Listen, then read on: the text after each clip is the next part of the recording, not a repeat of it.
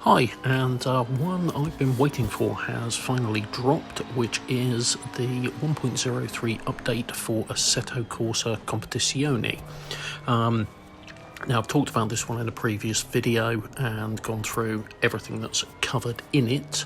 The big main ones are that it's added private servers for multiplayer, which are online, which is great news. But the big one for me is performance improvements on Pro models.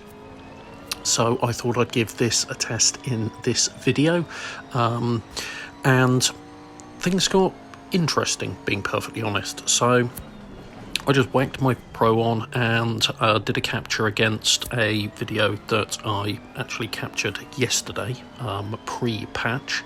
It's just the first lap of a 10-minute race because I wanted something to throw down at Brands Hatch. And I started 11th mid-pack because I thought that'd be fairly representative and at least give it something to work for. Now, I'm not able to capture exact frames per second, but because I capture at 60 frames per second within the video editing software I use, if something is 30 frames or below, it's very obvious when you're actually advancing frame by frame, because basically you get a static frame with no change of movement, then you get a frame of movement, then you get that frame repeated as a static frame, etc. So effectively you just get one frame of movement every other frame at 30 frames per second. So I captured some new footage, which is what you're watching at the moment, and what you may notice is that there is absolutely no difference whatsoever. It's 30 frames per second, which was pretty much what we were looking at pre-patch, which confused the hell out of me. So I then resorted to the internet, and good old GT Planet came to the rescue, and I'm just double checking now who I have to give thanks to. So right, Aaron0288 over at GT Planet, he switched the super sampling on his Pro and basically said that improved things.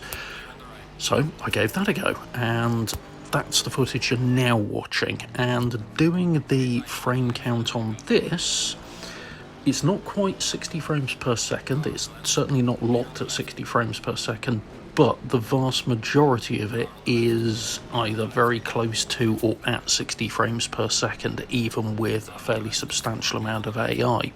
So this is an odd one. You have to switch super sampling on your Pro to be able to get the performance improvements on the Pro model coming through. It's a bit weird, I must confess. I personally would never have thought to do it, but that is the case. So just want to repeat that out there. If you've got a PS4 Pro and you want to see the performance improvements on Assetto Corsa Competizione, you have to switch on super sampling. If you don't, it'll still be 30 frames per second.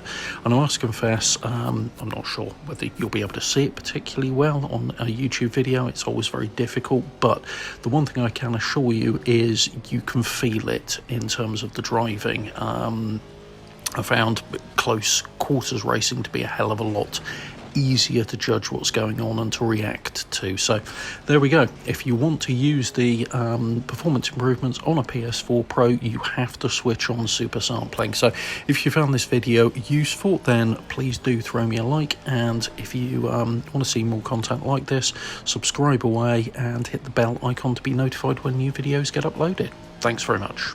Bye.